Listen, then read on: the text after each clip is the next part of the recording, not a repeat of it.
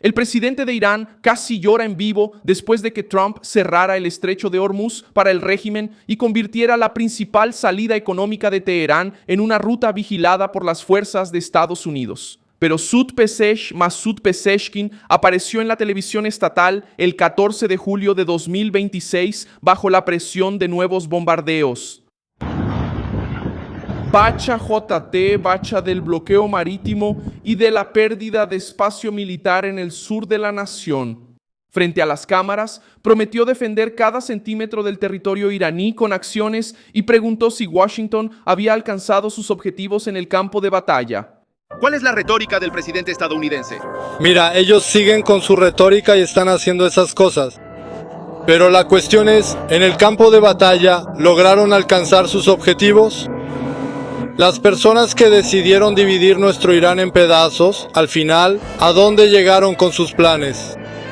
En la práctica, defenderemos cada centímetro de nuestra tierra basándonos en nuestras creencias y convicciones. Y esas palabras groseras que ellos dicen son dignas de ellos, no de nosotros. ¿Y cómo ves el camino futuro para el pueblo iraní? Nuestro primer paso es garantizar que la unidad y la cohesión interna se mantengan.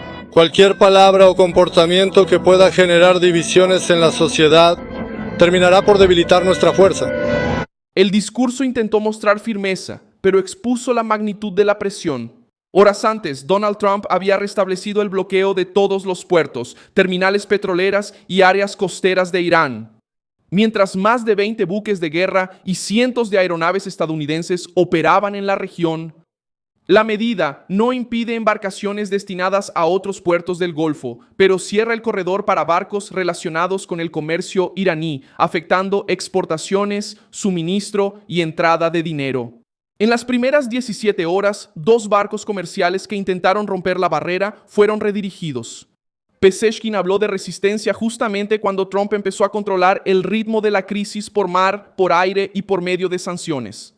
¿Cómo reaccionará Teherán sin ampliar su propia derrota? Pezeshkian respondió a la afirmación de Trump de que gran parte de la capacidad militar iraní había sido destruida e intentó convertir la declaración en una defensa de la unidad interna. La agencia estatal IRNA registró que el presidente preguntó hasta dónde habían llegado aquellos que pretendían dividir Irán e insistió en que la respuesta vendría en la práctica. La declaración fue hecha en Teherán ante una población sometida a meses de guerra, presión económica y pérdidas militares. El tono emocionado no cambia la situación en el mar. El gobierno iraní habla de soberanía, pero ahora necesita demostrar que puede mover barcos, vender petróleo y abastecer a sus fuerzas ante la supervisión estadounidense. Trump retomó el bloqueo a las 20:20 hora de Greenwich, el 14 de julio. La orden alcanza a embarcaciones de cualquier bandera que entren o salgan de puertos, terminales y zonas costeras iraníes. El estrecho de Hormuz sigue libre para barcos que no tengan como origen o destino Irán. Esa diferencia es decisiva. Washington no está cerrando la energía de las naciones árabes del Golfo, está aislando el conflicto, el comercio del régimen iraní. Fuerzas estadounidenses lanzaron nuevas oleadas de ataques contra sistemas de defensa costera, depósitos y sitios de lanzamiento de misiles de crucero. El 15 de julio, el Comando Central informó que una operación de 90 minutos alcanzó la isla de Gran Tumbi, cerca del estrecho, con el objetivo declarado de reducir la capacidad iraní de atacar embarcaciones comerciales.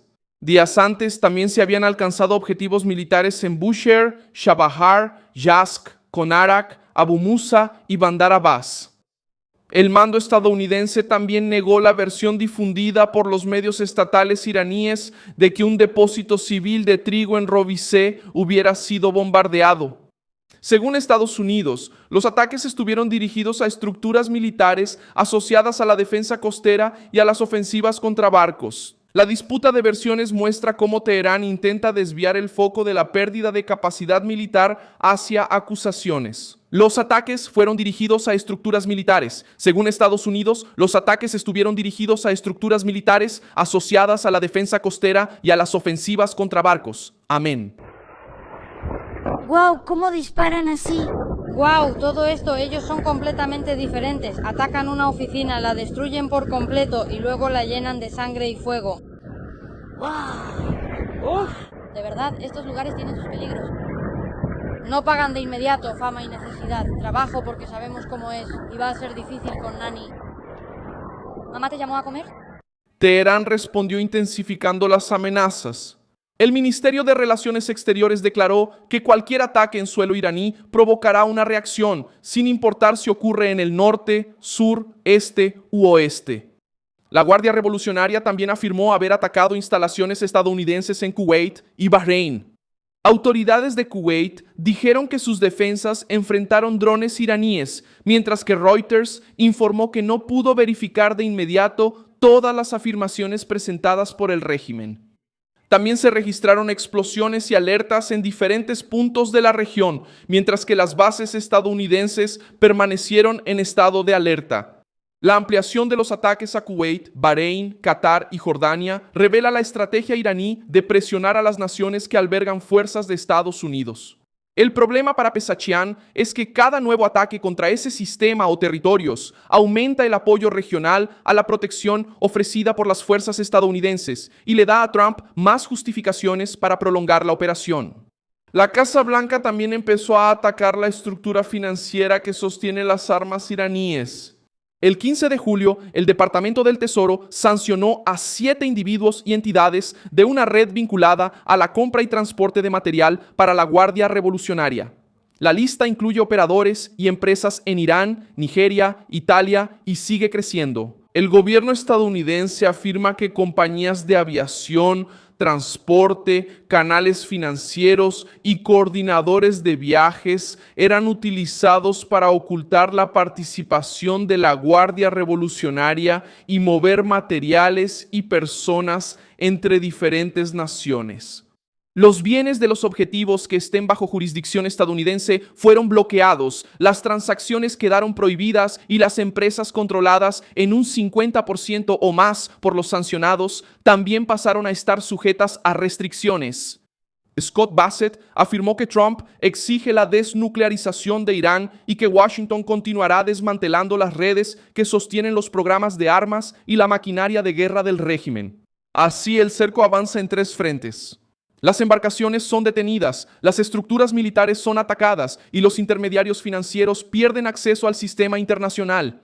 El impacto político dentro de Irán también se hizo presente en las redes sociales. Algunas publicaciones muestran a ciudadanos atacando verbalmente a Trump y diciendo que no temen a misiles, cazas o bombarderos B-2. Hola queridos amigos, esta es la misma torre que Trump atacó anoche. Trump es un cobarde.